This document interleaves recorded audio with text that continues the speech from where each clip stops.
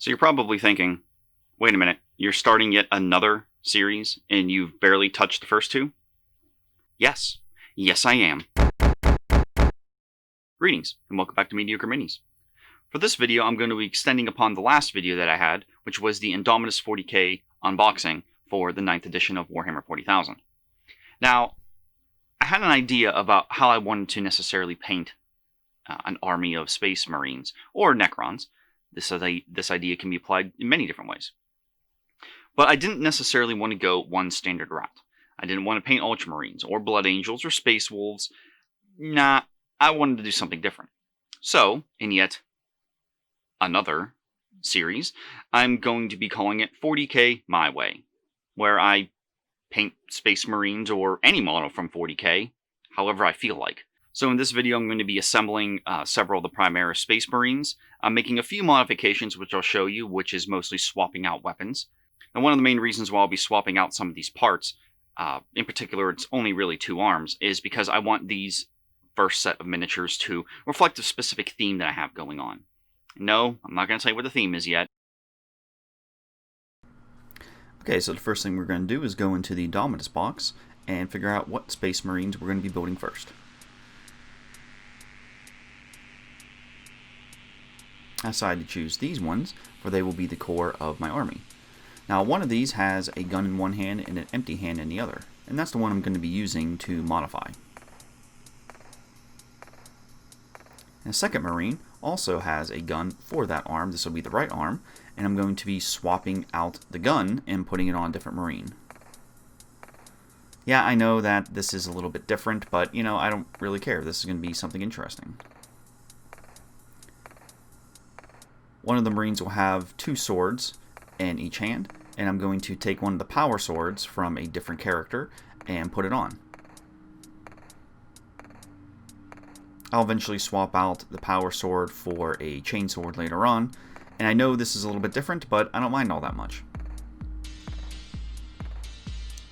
The assembly process is very similar as to previous models. Clean up all the edges, get everything all nice and squared away before you glue them all in.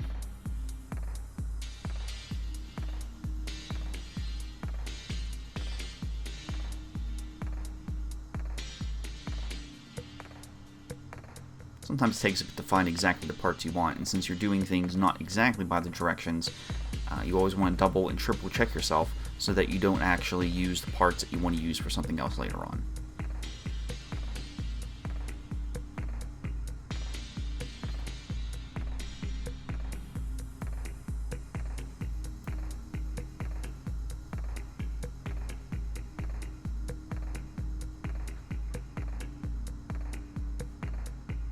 Luckily, these Space Marines have extra bits and pins hanging off the actual pieces, so that all of the individual bits will slide into each other and they will fit in together very, very nicely.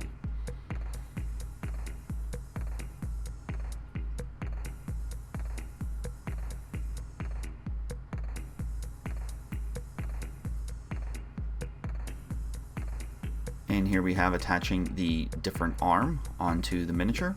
It's not an absolute perfect fit, but what you can do is some of the bit that is hanging off the main body, you can trim that a smidge so you can fit it in a little bit nicer. I do make a mistake later on, and then I show you how I correct that by getting 2 pieces to stick together that aren't supposed to be. One mistake that I did while building this army is gluing all the bases to the models. I should have left the bases off and attached all the models later on once everything was completed, but you can still make it work without too many problems. It's just a little bit of a different process. And also it's a little bit harder to add basing materials on at some point later on when the model is already on the base.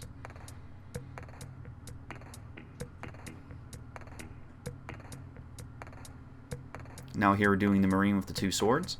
I end up making a mistake here and breaking part of the arm off, and I also did the same thing with the pack on the back. But there is a very easy way you can go about fixing this, though it is an extra step and it can take a little bit of time.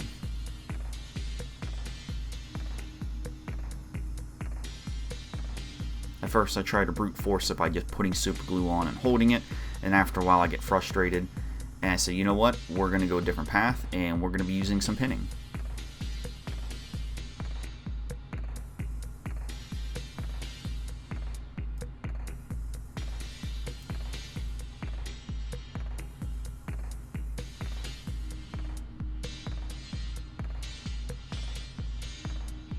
Pinning is a pretty simple process, actually. All you really need is a paper clip and some super glue. Now what you end up doing is getting a length of paper clip. You don't want something too short, you can always trim it up a little bit later. Snipping it off. And then I use a hobby drill. These are relatively simple drills that you turn with your hand. They work very, very well for putting holes in miniatures. I got this one off Amazon, I believe it was $10, and it came with all the drill bits that I would need. So I find a bit that is about the same size of the paperclip. I generally like to go a little bit bigger than the paperclip so I have some wiggle room to move things around if I need to and if the holes don't line up directly.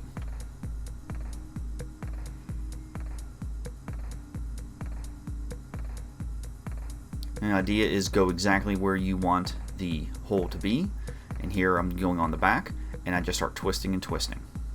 You can use a Dremel, and if you do not have a hobby drill, one thing to keep in mind with a Dremel though is they spin very fast, they can go through the plastic very easily. So it is possible for you to go straight through the miniature and bore too deep, though it does work very, very well. Other miniatures that I have made out of resin I use a Dremel for because it's a lot faster. It's just you got to be careful whichever way you go. I try to use the hobby drill whenever I can. And then take a very small amount of super glue. Once you have a little bit on the tip, you put it into the hole. And most of the time you gotta leave it there for a moment or two for it to begin to set, unless you use a quick setting spray on it. And I adjust the pin a little bit out of frame. And after a moment, the pin is sticking right out of the back of our Space Marine.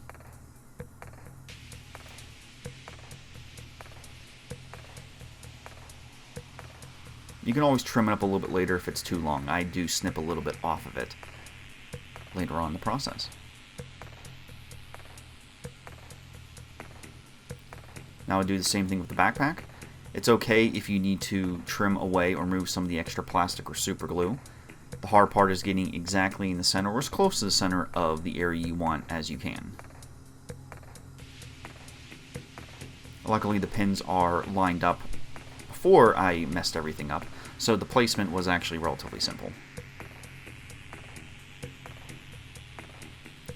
And off camera, I trim up the back a little bit, bore the hole a little bit deeper. See, the super glue came off. It's very easy when you use a small amount to just to give a gentle twist and it comes right out.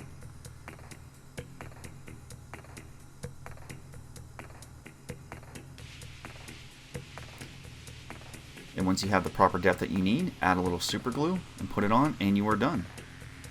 Okay, so out in my garage, now I'm going to actually paint the Space Marines black over top of a black primer that I've already applied.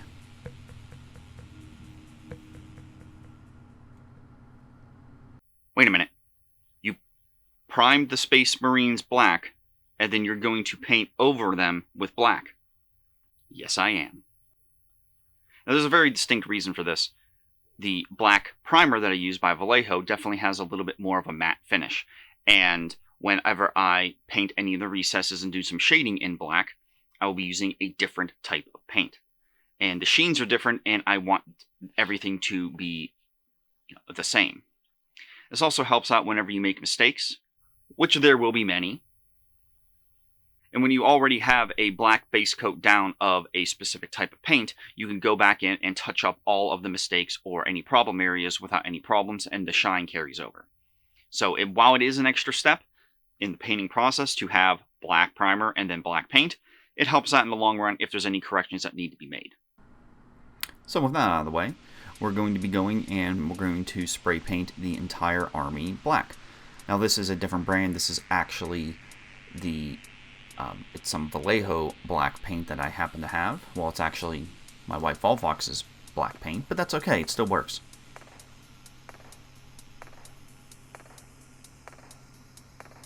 It's relatively easy to be able to paint regular paint over top of primer. Primer sometimes tends to clog the airbrush a little bit more, but that's okay.